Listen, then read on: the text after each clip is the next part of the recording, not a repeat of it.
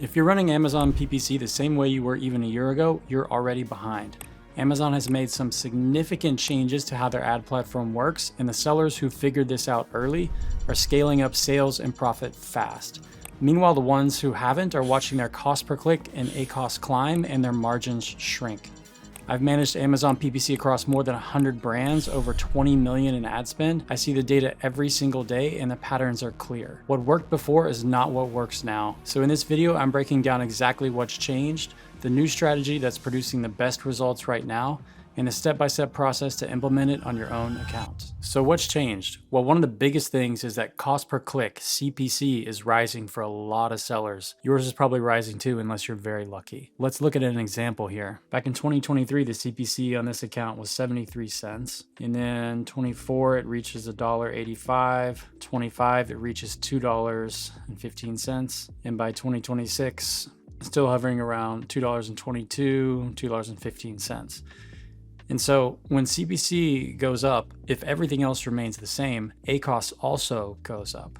And we can see that here. We can see ACoS going from 22% up to 41%, up to 52%. So why is this happening? Well, there's a few reasons. Amazon is doing a great job of creating hype, especially around Prime Day and other big sales events. They're convincing people to increase their bids, and those people end up leaving them high instead of decreasing them after the event. Also, competition is increasing on the platform, which is more sellers coming in and getting more aggressive in the PPC auction. But what we'll mainly be focusing on in this video is that the platform itself is evolving. Amazon is introducing new features which can be very good, but if you're not careful, can be very bad and can lead to higher CPCs and higher ACoS on your account. And Amazon is rolling out these new features to give us more capabilities in the ad platform, but they're also doing it in a way that lends itself to creating higher CPCs so that they make more money. Because if clicks cost more, Amazon makes more money. So let's take a look at these new features so you can learn how to use them best to put yourself ahead of everyone else who may be using them incorrectly and falling behind because of it. So I'm looking at a sponsored products campaign here, and a lot of the new features are on the bid adjustments tab. So this has been here for a while, the top of search, rest of search, and product pages placements. And here we can increase the bid multipliers, the bid adjustments, to bid higher on these placements. But what Amazon has since introduced is the audiences tab. Now you can create audiences and bid higher for the audiences. They've also introduced the business placements tab, where you can bid higher for Amazon business placements, meaning people shopping on the Amazon business to business platform. And then they've introduced the video tab. So this is now sponsored products video you can have a bid adjustment for. All these things can be good, but where the problem can come in is that all these bid adjustments can multiply and stack on top of themselves, so that you may have a $1 bid becoming like $20 and you may not be aware of it. So what you'll notice is on each of these new tabs that they've introduced, there's a bid adjustment multiplier. And the problem with this is if you're not careful, you can end up bidding really high and not be aware of it. So for example, let's say you had a $1 bid and you put a 100% bid adjustment here, 100 on the audiences, 100 on business placements, 100 on video. Well, you might think that that means your $1 bid becomes $2 with a 100% adjustment here, $3 with the audience tab adjustment, $4 with the business placement, and $5 with video. That's not the case. The bid starts at $1 and it becomes $2 here with this 100% adjustment. Then it becomes $4 on the audiences tab, $8 with this 100% adjustment, and $16 with this video adjustment. And that's not even the end of it. They've also got, under campaign settings, you've also got rule-based bidding, which can increase your bids up to 5x higher than you intended. So with dynamic bids up and down, your $1 bid could become $32, and with rule-based bidding, your $1 bid could become something like $80, which is obviously crazy. So this is part of what people are doing to bid higher, and this is part of what's driving up the CPCs without them even being aware of it. I know that sounds crazy, but let me show you in Amazon's documentation that this is exactly what happens. So in this example here, it's talking about if you set a $1 bid for the keyword camera and a $50 bid adjustment for top of search, that will increase your bid to $1.50. But then when dynamic bidding up and down is active, it can double it to $3. And in this example here, you start with a $1 bid with a $50 top of search adjustment, goes to $1.50 plus 100% business adjustment.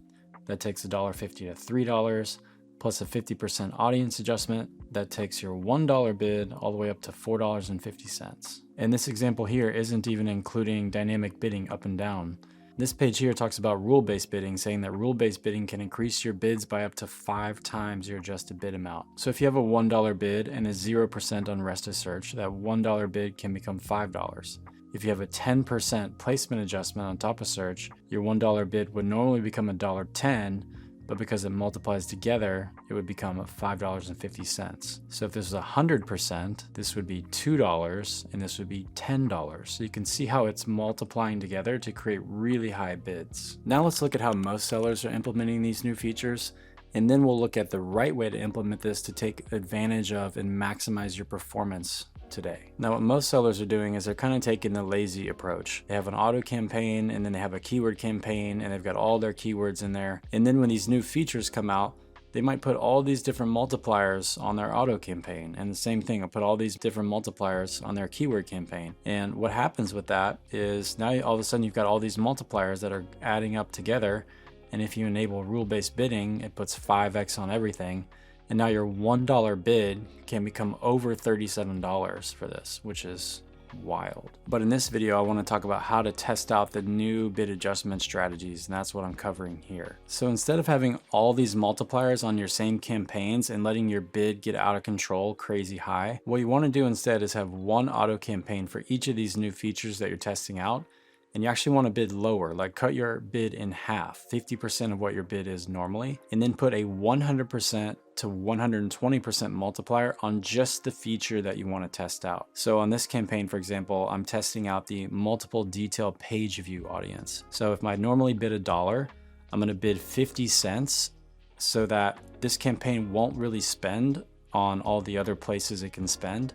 And then it'll primarily spend on the multiple detail page view audience because I'm going to put 120% multiplier on that. So if I normally bid $1, I'll bid 50 cents instead. And with 120% multiplier, it'll make my bid $1.10. So I will be testing out just that multiple detail page view audience and bidding very low for everything that's not that. And the same thing for all these other features, all these other audiences that I'm testing out. And then once you figure out which audiences work well with the auto campaigns, if you want, then you can transition them to a manual keyword campaign. But I would suggest starting with the auto campaigns because those seem to perform the best. So one of the biggest changes that Amazon has rolled out is introducing these audiences that now we can retarget with sponsored products ads. In the past, we could really only do a little bit of retargeting with sponsored display, but now we have the ability to create all these very specific audiences and retarget them with sponsored products. So let's dive in a little bit deeper and see how we can best use that to get ahead of the competition. Now, before these new retargeting features were introduced, Amazon PPC looked like this. We would have a consumer do a search, our ads would serve up some impressions.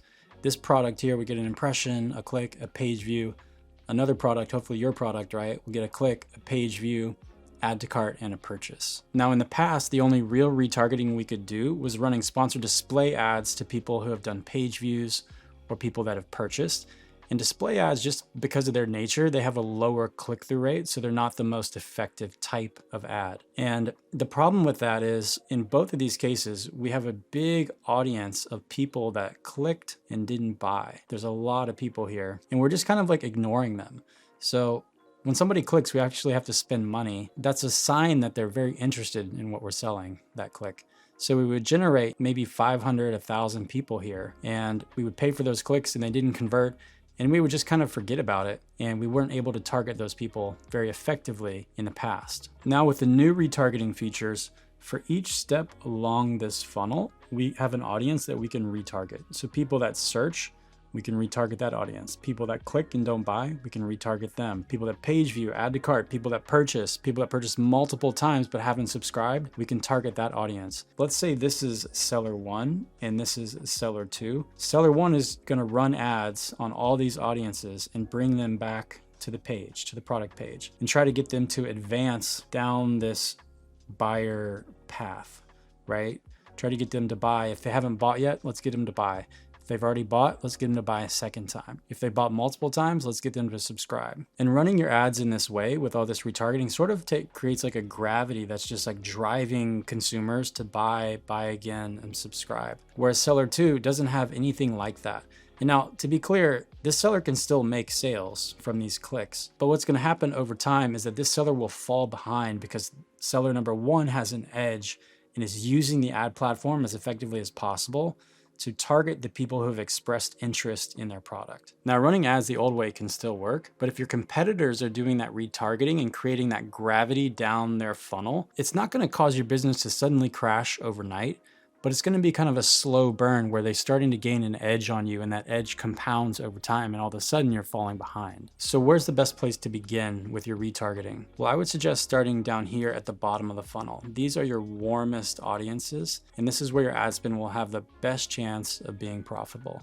So what I would do is I would target people that have bought multiple times and not subscribed. And if that works out, I would target buyers. And if that works out, I would target add to cart. If that works, I would target people that have page viewed or multiple page views. And I would just sort of move from the warmest audiences up the funnel to the cooler audiences and see how they work along the way. Like if we can't get the audience that clicked and didn't purchase to work, we're unlikely to get this audience to work. So that's what I would suggest, is kind of starting here and moving backwards as we get results from each of these audiences. All right, now let's walk through the practical steps of how to implement these strategies on your account. What you want to do is come to Campaign Manager and then come over to Measurement and Reporting and go to Amazon Marketing Cloud. We're coming here first because the first thing we need to do is create our audiences. And once we've created our audiences, then we can target them with campaigns. So once you're in Amazon Marketing Cloud, it'll look something like this. Come over to Audiences, and you want to do Create Audience and create with instructional query. Now, I've got some favorites saved here, but you can just search for these titles and you'll see all these different audiences that we can create. So I'm going to create an audience with multiple detailed page views. So what we want to do is just come down, select your account. We can call it rules-based audience. What I would suggest is to call this AMC and then call it your ASIN, and then we'll call it multiple detailed page view audience. I'm going to do at least 2 views and we'll do last 60 days. I suggest making a descriptive name like this so that you'll know exactly what it is when it comes time to select the audience later. You can leave this on yes. For date range, we said we're going to do last 60 days. So I can just click last 60 days. I'm going to input the number of detailed page views I want as the minimum. So I'm going to say if they've viewed the page at least twice, that's good. And then you can put your ASIN in here and click create audience. And then you can come over to your audiences tab and it'll be pending at first, but it'll show up here. It might take a few hours or a day. But once it's created, then you can come over and find it in Campaign Manager when you're creating your campaign. So let's take a look at that. So come over to Campaign Manager, create campaign, and we just need to select a product. I suggest leaving this at automatic targeting and doing set bids per targeting group. And then whatever your normal bid is on automatic, I would go cut that in half. So let's say our normal bid is 50 cents. I'm gonna go with 25 cents on all these. For campaign bidding strategy, I would recommend choosing dynamic bids down only. What this does is whenever someone's just clicking a lot of ads and they're not gonna convert, this will help us bid lower. But we don't wanna go with this one up and down because this allows Amazon to just double our bid if they want to. And then here's where we can choose our audiences. So if we select this option, we can see some audiences that Amazon has pre-built for us. We've got clicked or added brands product to cart, which is a great audience. High interest based on shopping history. This is a really good audience. And purchased brands product. This is also a good audience. All these can work, and these are the ones created by Amazon. Now, in this example, I'm going to show you how to choose one created in AMC, right? So we want to select this bullet for our custom audience created in AMC. And then here we can choose our custom audience. And what I would suggest is putting 100% on this audience. Now that way my normal bid is 50 cents, right? I've chosen to bid 25 cents here, and I've chosen to double it, increase it by 100%. So now I'm just going to be bidding my normal amount, which is 50 cents. And then you want to name your campaign name something descriptive, like your ASIN, AMC, multiple detail page views, and maybe the date that you're launching, something like that, whatever your naming convention is. And then you just give it a daily budget, and I would stay away from these additional changes and then just launch campaign. And it's really that easy. Now you've got your campaign created that's going to retarget people who have done multiple detail page views. Now you can do the same exact thing for all those different features that you want to test out. So if I come over here to placements, we could put 100% on top of search, or we could put 100% on the rest of search. I would stay away from bidding up too high on product pages. This placement isn't always the best, but that varies from account to account. Now, if I want to create a campaign to test out the business placements, I can just click here, and then I can put 100 or 120% on the business placements. But the key point is I want to do one campaign for each of these new features.